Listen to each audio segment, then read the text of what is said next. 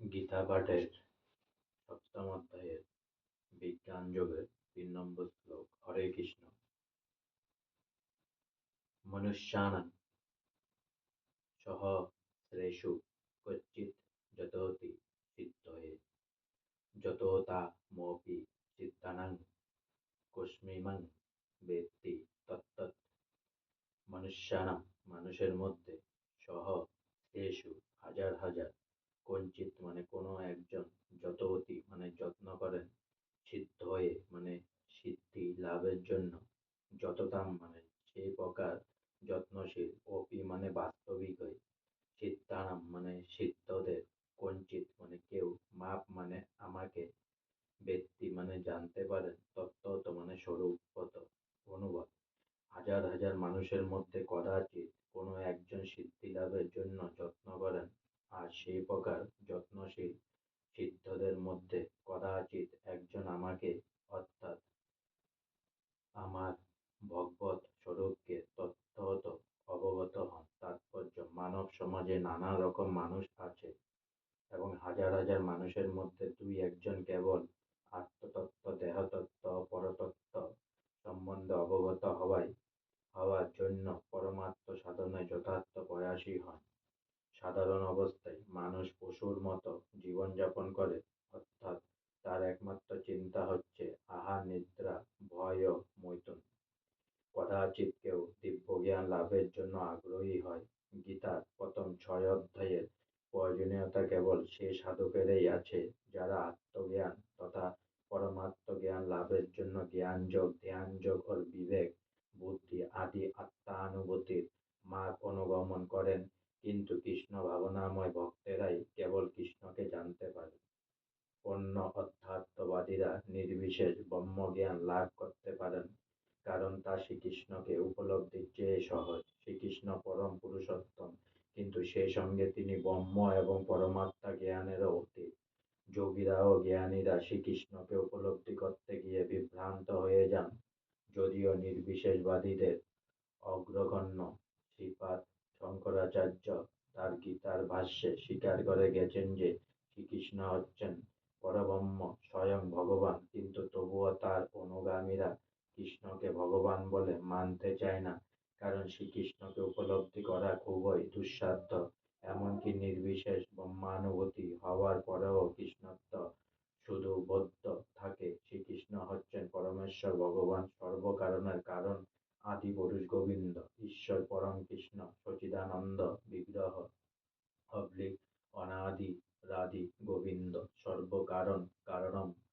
অভক্তদের পক্ষে তাকে জানা অত্যন্ত কঠিন, যদিও তারা বলে ভক্তিমার্গ অতি সহজ, কিন্তু তা সত্ত্বেও তারা তার অনুগমন করতে পারে না।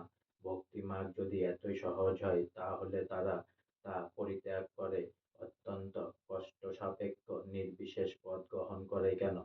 প্রকৃতপক্ষে ভক্তিমার্গ সহজ হয় তথাকথিত কোনো মন গড়া পন্থায় ভক্তিযোগ অনুশীলন করা সহজ হতে পারে, কিন্তু শাস্ত্রীয় বিধি অনুসারে যথার্থ ভক্তিযোগ অনুশীলন করা মনোধর্মী, জ্ঞানী ও দার্শনিকদের পক্ষে সম্ভব নয়। তাই তারা অচিরেই ভক্তিমার্গ থেকে ভ্রষ্ট হয়। ভক্তির শামিত সিন্ধুগ্রন্থে অবলিক উইদিন পূর্ব 2/101 শ্রীল রূপ গোস্বামী পাদ বলেছেন, শ্রুতি স্মৃতি পুরাণাদি পঞ্চরাত্র বিদিদং বিনা ঐকান্তিকী হরে ভক্তি রথ পাতায়োর কল্পতে।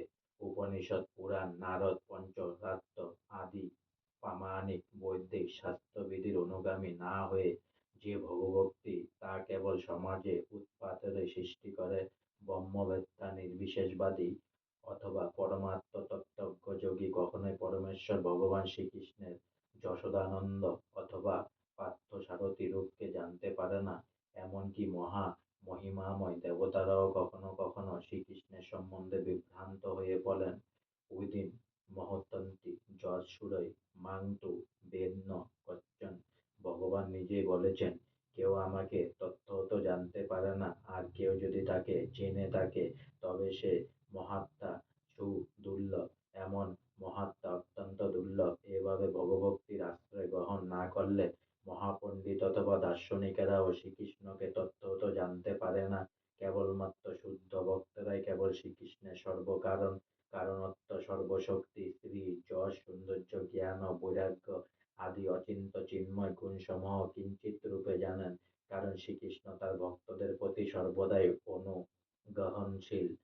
শ্রীকৃষ্ণ হচ্ছেন ব্রহ্ম উপলব্ধির পরাকাষ্ঠা, তাই ভক্তরাই কেবল তাকে তত্ত্বত উপলব্ধি করতে পারেন। শাস্ত্রে বলা হয়েছে, অত শ্রীকৃষ্ণ নামাদি ন ভবেৎ গ্রাহ্য মিন্দ্রিয় সের্ভমুখে হি জিহ্বাদো স্বয়ংবে স্ফুরতৎ। জ্বর স্থূল ইন্দ্রিয়ের দ্বারা কখনোই শ্রীকৃষ্ণকে জানতে পারা যায় না। ভক্তের ভক্তিতে প্রসন্ন হলে শ্রীকৃষ্ণ স্বয়ং তার কাছে নিজেকে প্রকাশিত করেন। ভক্তি শামিত সিন্ধু পূর্ব 2/234। আজকে আমার গীতা পাঠের সপ্তম অধ্যায়ে বিজ্ঞান যোগে 3 নম্বর শ্লোক এখানেই সমাপ্ত হলো। তাই অনেক অনেক সাবস্ক্রাইব করুন, অনেক অনেক লাইক করুন, অনেক অনেক ভালো থাকুন, অনেক অনেক সুস্থ থাকুন, অনেক অনেক আনন্দে থাকুন, অনেক অনেক হেল্প করুন। আর সঙ্গে বলুন হরে কৃষ্ণ হরে কৃষ্ণ, কৃষ্ণ কৃষ্ণ হরে হরে, হরে রাম রাম রাম হরে হরে, রাধে রাধে, হরে কৃষ্ণ।